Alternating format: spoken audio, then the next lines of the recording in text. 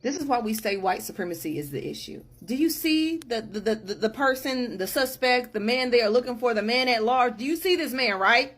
He's obviously white. He's wearing a Patriot shirt. They say that he may be a college student, a white man. I want y'all to stick with me. Now, following Charlie Kirk's unaliving, 3 HBCUs, Alabama State, Hampton University, and Virginia State University have received threats. Threats. For what? The suspect in Charlie Kirk's unaliving is going to be a white man. So why are black people being threatened?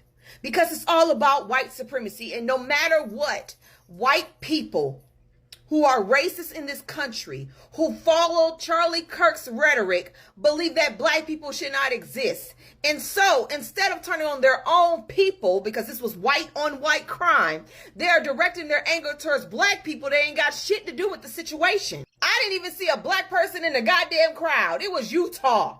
Ain't that like Mormon country or some shit? But no, black people once again, black students once again have to keep their head on the swivel because white racist, Christian, nationalists, KKK members, Nazis are all trying to target them for what? We didn't have shit to do with what happened to Charlie Kirk. It was white on white crime. So why are we being subject to hate? Because no matter what, we will always be the thing white people turn to when it comes to aggression because they can't take it out on their own people. And that is why Charlie Kirk was detrimental to people that look like me.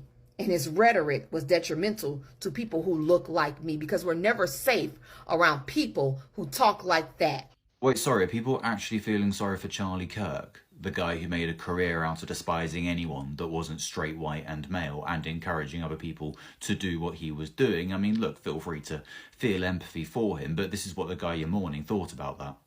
I can't stand the word empathy, actually. I think empathy is a made-up New Age term that it does a lot of damage, but... You know what else does damage, Charlie? No, we shouldn't go there. I mean, that being said, this is what Charlie said about people who lose their lives to guns in America. I think it's worth it. I think it's worth to have a cost of, unfortunately, some gun deaths every single year so that we can have the Second Amendment to protect our other God-given rights. That is a prudent deal. Yeah, that one worked out for him, didn't it? Look, spare us the faux sympathy and outrage that people aren't feeling remorseful that Charlie Kirk is no longer alive. He was evil. Charlie Kirk was pure evil. And the world is a better place without people like Charlie Kirk in it. And you can boo me for saying that. But deep down, you know that I'm right. So here's a list of people who conservatives had zero empathy for after what happened to them. George Floyd, Melissa Hortman, Breonna Taylor, John Hoffman, and Paul Pelosi. And this is just a short list. But not only did they have zero empathy for these people, but they came up with jokes and ridiculous conspiracy theories in order to absolve themselves of any personal responsibility. On top of that, the president's son had a Halloween costume that was just a set of underwear and a hammer to make fun of Paul Pelosi getting attacked. So do they deserve any sympathy from the left over what happened to Charlie Kirk? No, they don't. But do I still have empathy for what happened to Charlie? Yeah, I do. I think what happened to Charlie is an awful thing. I also think that he was an awful guy. I have both those feelings at the same time. I think what happened is sad and shocking. It's extremely shocking when someone gets publicly executed like that, no matter who they are. And frankly, terrifying that we live in a country where we have to worry about this type of thing. Now, guys, I'm not going to come on here and wag my finger at other people and tell them how they should react to this, especially because I'm a straight white guy. All of Charlie Kirk's harmful rhetoric was never aimed at me. So I feel like it's not my place to wag my finger at other people as to how they're reacting to this. But I will tell you, for me, I am sad and shocked by all this. And I'm all for fighting fire with fire when it comes to insults, gerrymandering, even money in politics. I'm down for fighting fire with fire. But when it comes to political violence, at a certain point, we're all just standing around in the same burning down house. So I'm choosing to hold on to compassion for as long as I can, even if it's misplaced and undeserved. Because I'm sure that if the roles were reversed and someone on the left had died like this, Charlie would be on the internet today, making money, blaming the left. I'm sure he would. But I don't want to be like Charlie. and I don't want to be like Trump. I want to be better than them. Anyway, guys, this is just how I've been feeling. Again, please don't throw tomatoes at me if you had a different reaction to this. I think it's understandable that different people have different reactions to this. This is just mine, all right? So I love you guys. Please be well, and we'll talk to you soon, all right? Go, love you. Man, you got these Charlie Kirk supporters trying their damnedest to find a way to blame black people for their boy getting murked. Like look at the way they're responding. Then they're talking about some Black Lives Matter showed up at a vigil last night to cause a disruption. Then they're making videos about Kai Cenat. Oh, he didn't show compassion. He can do whatever he wants with his platform. It's his free speech, right? He's not even a political streamer. He didn't even want to interview political people. Leave him alone. Leave all black people alone. We didn't murk your boy. Your boy got smoked by a white man in a white city, in a white state, on a white college campus, in front of his white audience. A white. So Charlie Kirk was shot dead at Utah State University. And this has prompted mixed reactions across both sides of the political divide, especially from the black Americans who claim that Charlie Kirk really hated them. Because there are some videos which emerged claiming that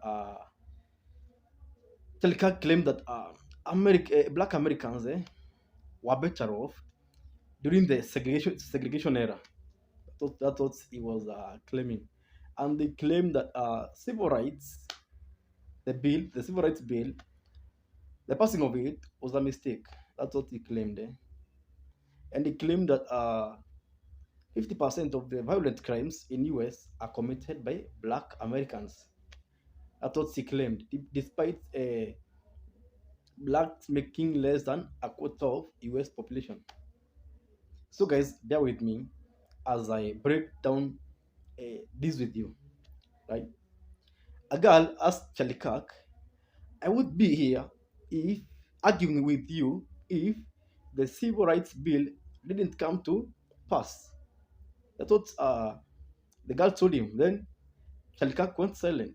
So now today, black Americans, they're claiming that the right is demanding empathy for Charlie Kirk, which he himself said was something that has been brought up in the modern world. I don't know if it's a sign of weakness. I don't know what it is. Why are they threatening HBCUs? Black people literally, we did not have anything to do with Charlie Kirk fucking dying. Like, we were not a part of the situation. These white Republicans try to bring us into everything. And we didn't have shit to do with this. Leave us the fuck out of it. I am so tired as a black person of getting brought into every situation. We had nothing to do with this shit. Leave us the fuck out of it. I'm so tired. I'm so tired. Every day I wake up and there's something new to worry about. Like, I just want to live my life. And I can't because I constantly feel threatened or like something bad is just around the next corner because I'm black and people hate that. I am too young to be worrying about all this shit. And honestly, anyone of any age should never have to worry about this shit. So what? I'm so done. Remember about 3 years back when Queen Elizabeth passed away, and many people were like, even celebrating her death, showing a lack of compassion, or like simply just not caring that she died. And other people would come on to say, you're sick, why would you not care? Someone has died. Doesn't matter how you feel about them, someone dying is still bad, so on and so forth. So it's the same thing with Charlie Kirk, like to the T, the same situation. People are showing a lack of empathy, compassion, or even just not caring that Charlie passed away.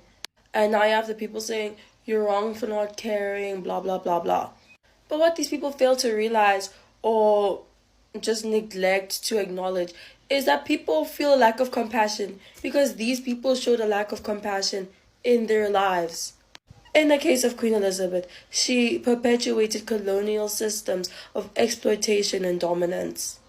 And in the case of Charlie, his far-right viewpoints showed a lack of compassion for people who weren't white, straight men, stripping women of their autonomy, being overtly racist and homophobic, and I could keep on going.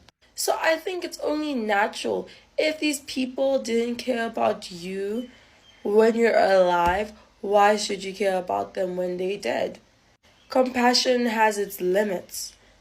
And people shouldn't feel villainized for not sympathizing with someone who would have never shown them an ounce of sympathy in life, in death, in prosperity, in suffering, whatever the circumstances. I think it's so crazy that there's anybody scandalized by what I just posted, because I posted the man's words. It's literally the words that he said, okay? And it's even crazier that it's been only a few hours and people are like, oh my God, like, you guys are celebrating somebody dying. Like, that's so fucked up. It doesn't matter what you believe in. Like, yeah, no shit. Nobody deserves to be shot and killed because of expressing their fucking political views. That's not the crux of the issue, though, but you'll deflect because it makes it easier to not confront the fact that this is a man who literally said that people must die in order for Americans to exercise their God-given right to carry a weapon. He literally died by what he lived by. An American exercised their God-given right and shot him and killed him. It's really hard to have empathy for a man who came on in front of the world and said, I don't believe in empathy. It's a fucking disease, or whatever the fuck he said. Ain't nobody celebrating, okay? It's just interesting that there was a school shooting at the exact same time and nobody's praying for those kids, but you're praying for your fucking conservative idol. I just think it's insane because it's literally in the Bible, and not in this exact way, but the saying you reap what you sow is literally from the Bible. He sowed and then he reaped. That was written by God. Nobody's celebrating. We're just pointing out, like, it's almost proof. You know what? God might be real. George Floyd pardon, and I just want to know Yes, what your ma'am. reasoning was about that. Well, George Floyd didn't die because of the police officer. He died largely because of a drug overdose. But he had his knee on his neck. And we Yeah. all saw the video. But the knee on the neck is actually an approved police technique that police departments taught Derek Chauvin to use. Do you know that George Floyd was saying, I couldn't breathe, well before that restraining technique? And So why'd they use the technique if he already couldn't breathe? Well, because he was actually resisting arrest, and they had to restrain him. And they restrained him in a way that they were taught to do, which is the knee on the neck technique. Okay, so when does the like technique end? Like when they die? Like he said he couldn't No, breathe. I mean the technique ends when the individual stops resisting arrest. His cause of death was not asphyxiation; it was drug overdose. He had that was a part of it. Like he also had a heart like thing, and like he was on drugs. But like he wouldn't have just died if he was standing there. Like they had his. Well, their knee on actually, his there's an neck. argument to be made. According to the medical examiner, he was drug overdosing in real time. That it wasn't because of the police officer, Derek Chauvin, that put his knee on the neck. And again, they were taught to do that. According to the Hennepin County Police Department, they teach that as an approved restraint technique. And by the way, this is just a broader point. Our whole country blew up because of this incident, and it was largely based on a lie. Largely based on a lie. We were all What was the lie? The lie is that there was a white police officer that went after a black person just because he was black, and it just wasn't true. He was resisting arrest. Okay, but he killed him. Like that doesn't. Well, again, the county medical examiner disagrees. The county medical examiner in the original report. So then why did he get sentenced? Exactly. Like, That's a good No, I'm question. saying- It's because it was largely a show trial where actually they were not. So the guy who killed Charlie Kirk, 22 year, Tyler Robinson, he was white. His whole family was white. His grandmom was a Christian, and his whole family was Christian. His dad was a police for 20 plus years, and they sent him today. So this demands the question. This young boy was not even trans, was not even black. So Charlie Kirk lived his whole life claiming that the gun violence is mostly done by trans and blacks. But it turns out the person who Charlie Kirk suffered under his hands was neither of those things. Was neither of those things. So when we talk about issues in this country, let's stop generalizing issues. Let's always point out at the bad elements in the society, not generalizing black people, generalizing the trans. It's very bad. It's very bad for the optics. Remember when Charlie Kirk said that black women didn't have the same brain processing power? Remember when Charlie Kirk said that children dying in mass shootings was deemed worth it? Remember when Charlie Kirk said that if his daughter were and had to carry that baby at 10 years old, that he would force his daughter to have that child? Well, I do. Charlie Kirk was a raging racist. Hatred, used every single ounce of time of his life on this planet to spew hatred towards marginalized groups. And for the fact that people are like, he was a father, he was this, he was that. Although that is true, so are horrifically bad people in history. I'm sure Robert E. Lee, etc., or other people in history were fathers and had families. That doesn't take away the fact that this person was a bad person. And in the words of Charlie Kirk, he simply didn't believe empathy was real. So why should people sit up here and feel bad? No one condones violence. Violence is never the answer, but at the same time, you can't force some people to mourn something when they were actively being hated on by this group. Why is that? So I'm sorry, are you trying to say that blacks thrive under subjugation? No, I'm not. I'm saying I'm asking you the question. The data shows they were actually better in the 1940s. It was bad. It was evil. But what happened? Something changed. They committed less crimes. Maybe they were afraid. I mean, 4,000 black men, women, and children were killed in violent lynch mobs. That's your explanation, but I guess racial terror permeated American culture for hundreds of years. Black America is worse than it has been that in the last affected 80 years. the generational psyche of an entire group of people? No, I'm sure it did. I'm not discounting that. I'm just trying to understand, why is it the more social welfare we've done, so we've spent $20 trillion on uplifting black communities, $20 trillion, and black Americans are poor. We've done everything that's been asked. You haven't done everything that's been asked, though. Great society, because what is being stamps, asked? subsidized housing, Medicaid, public schooling, subsidized college. We're talking about $20 trillion that has been spent on the Great Society, and yet black America is poorer, more murderous, more dangerous. So there's an explanation. I'm asking you to But we are not asking for handouts. We are asking for equity. And part of equity what does equity mean? is you mean taking from other people? Excuse me, it means sharing, which is something that you guys seem to have a very hard time doing. Sharing. So somebody has to explain why black America, and you haven't, is 13% of the population and commits 58% of the murders. Black people have built and founded this society. Thank you. I was very smart group, very opinionated. There were a couple other people, I kind of felt bad for them. They had a lot of strong opinions, but they just weren't ready for prime time. Overall, very good group, very impressive. Right before Charlie Kirk got popped, someone asked him, "Do you know how many mass shootings have happened in America in the past 10 years? He replied, "Counting or not counting gang violence." Then pop, he was about to shift the blame for mass shootings on us. And now for some reason, 8 historically black colleges and universities are under threat. Campus lockdowns and all. All this because Charlie got popped in Utah, where the black population is 1.2%? What is it about whiteness that y'all can never blame yourselves? How did you come to the conclusion that you are as sinless as Christ himself? And now they want to put a statue of Lil Charlie in the U.S. Capitol, comparing him to the Reverend Dr. Martin Luther King Jr. Do you know what school Lil Charlie went to? That would give him the authority to speak on religion, to speak on race, to speak on politics. No, you don't. Because Lil Charlie dropped out of Harper College in Chicago. His first claim to fame was stopping a price increase on cookies at his high school. You can't make this up. Then he wrote an article for Breitbart, alleging liberal bias in textbooks. That affirmative action him in appearance on Fox Business. This is your king? Because the only one I know is Dr. King. PhD in systematic theology from Boston University. The one who wrote 5 books, who electrified the masses, and didn't have to cut his speeches into clips to do so. See, what y'all not gonna do is conflate these two legacies. Because Dr. King challenged America to live up to the democracy it claimed to be. Lil Charlie, he just repeated fascism, Christian fundamentalism, without critical thinking, might I add, misogyny, really anything that got him paid. America, Not only are we not your scapegoat, you really don't even deserve to live in our shadows. This is the problem. This is the problem with America, like I just said in my last video, bro. You got these people that consistently go around preaching hate, talking about race, talking about racism, pulling up these fake ass statistics, bro.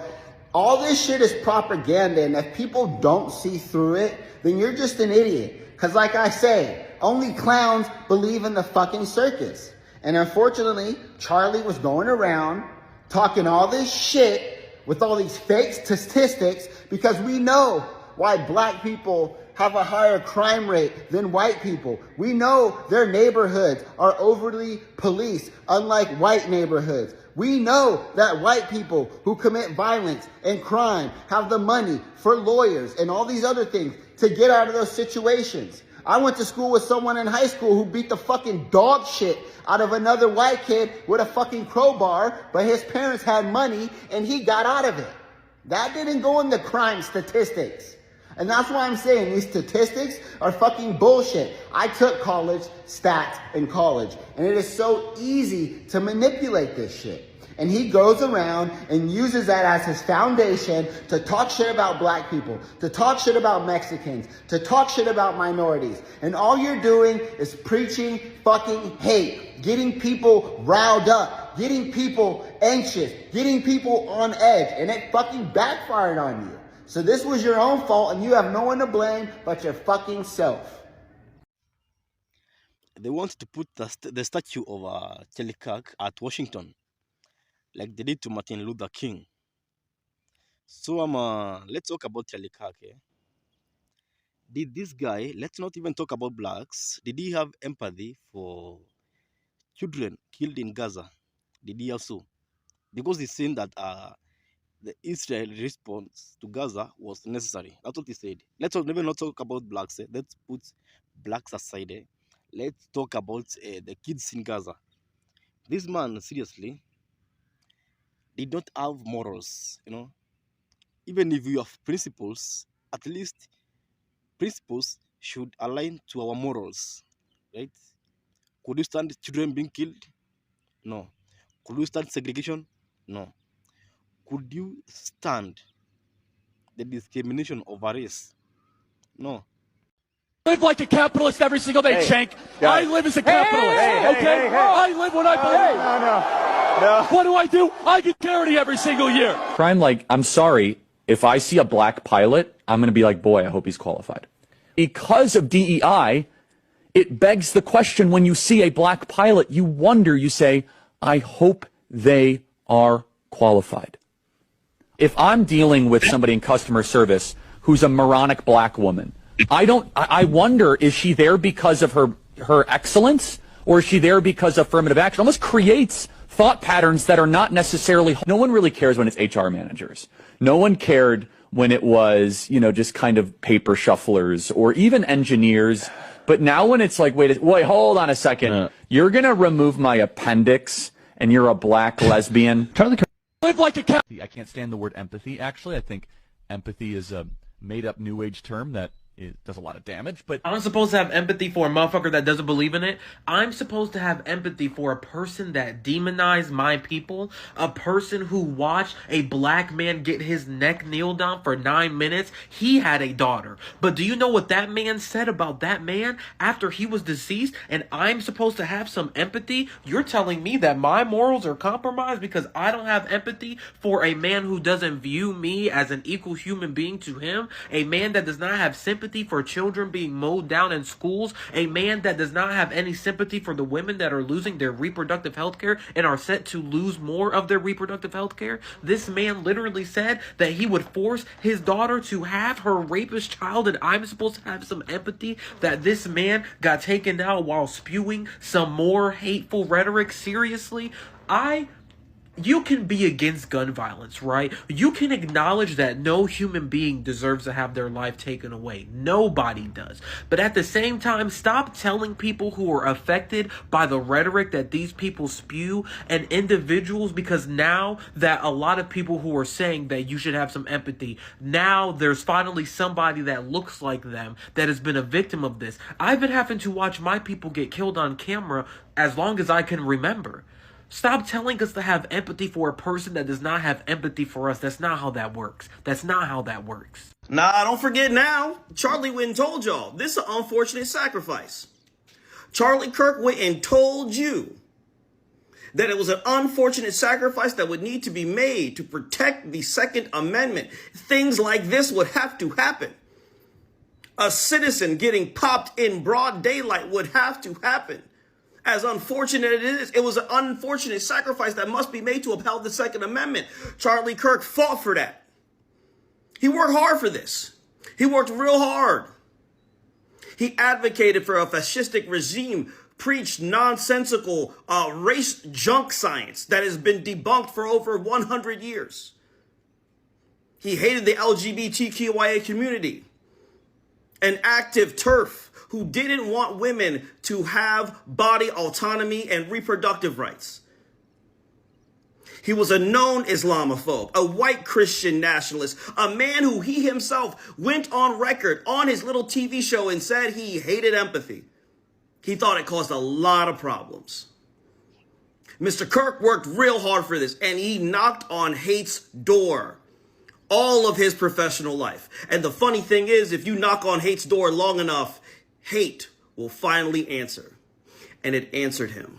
Black Americans are about 13 to 14% of the population. Yes, about half of all prisoners are black. Exactly. So blacks commit more crimes than whites do. They commit more murders, they commit more arsons, they commit more kidnappings. For example, blacks are 13% of the population and they commit 58% of all the murders. Okay, let's talk about it. These are obviously racist claims, but I will respond to them as if Charlie Kirk were a reasonable person. Black Americans are about 13 to 14% of the population. Yes, about half of all prisoners are black. Wrong. Just 38% of America's prison population is black. That's according to the U.S. government. But it makes you wonder why Charlie feels the need to add an additional 12% to the black prison population. Could it be because his bigoted talking points only work if he exaggerates them? If Charlie were actually looking for the race that makes up half the prison population in the U.S., he'd look no further than white people at 57%. Exactly. So blacks commit more crimes than whites do. Wrong. The word "so" is doing a lot of heavy lifting in that sentence. Exactly. So blacks commit more crimes. He's saying "so" as in therefore, as in one could conclude, but Charlie knows he's lying. Even if he hadn't just lied about the black prison population, Charlie is smart enough to know that correlation does not equal causation, but he's hoping that you don't know that. So he deploys the word "so" to make you think he's coming to an obvious conclusion. Exactly. So blacks Instead, he's making an illogical racist leap. Charlie knows that we don't have usable data about who commits crimes. It's impossible to have that data since so many crimes go both unreported and or unsolved. Charlie knows that we only have data about arrests and convictions. I'll come back to that data in a moment. What's painfully obvious is that Charlie Kirk isn't interested in understanding the statistics he so carelessly misquotes. He's interested in making bad faith arguments. Something that becomes even more obvious in his next point. blacks are 13% of the population and they commit 58% of all the murders. Wrong again, and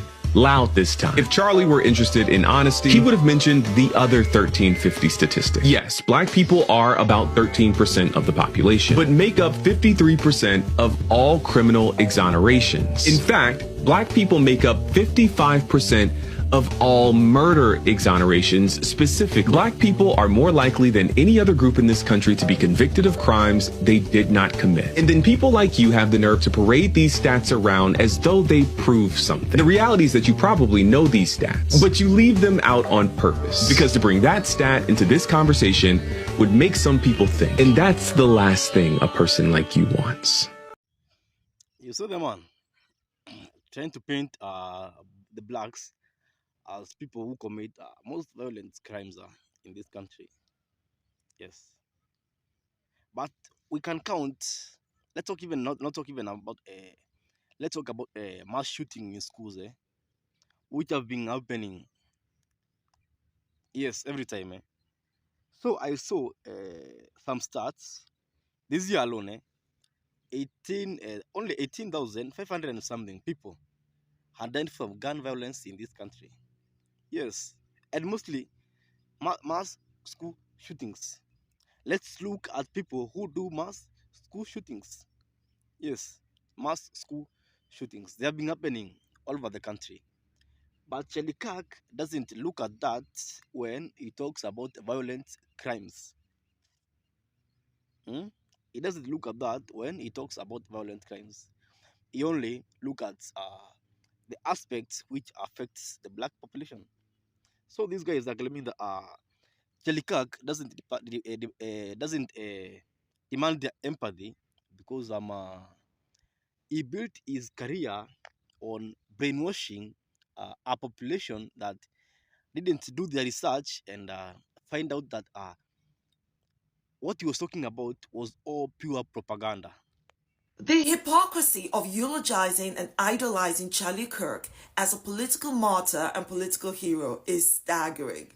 The depth of gaslighting, untruths, the shameful opportunistic politicization of his assassination is a clear attempt to rewrite his history. Now, we know exactly who Charlie Kirk was, and there's no way on God's earth we're going to let you tell us what he was not.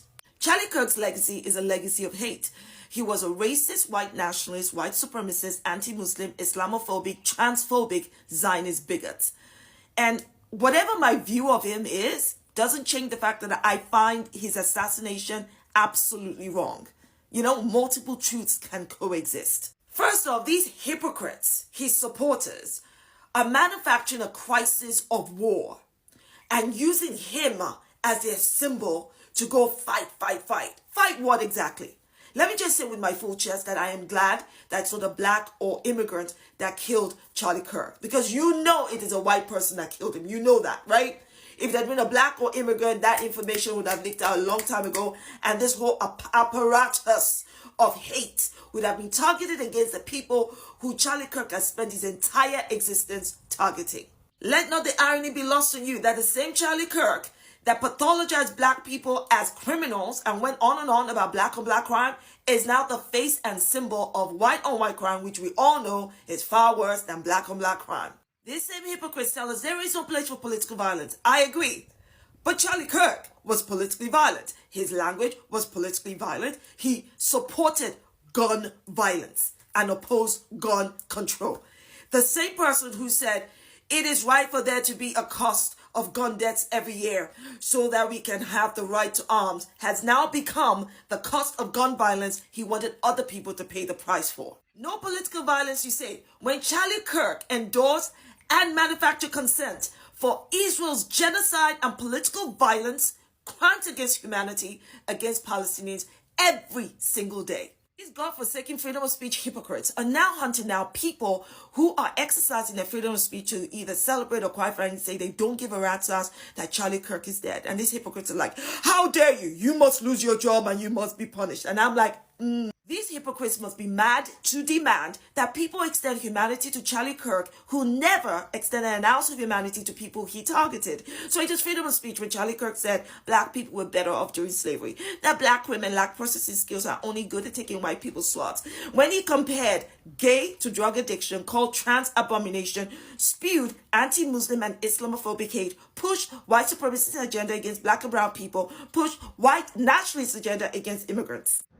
Hey y'all, so they killed Charlie Kirk, okay? So you know I usually talk about things from a spiritual point of view, and so there's two types of exposure. There's the true exposure coming from the spirit, and then there's fake exposure.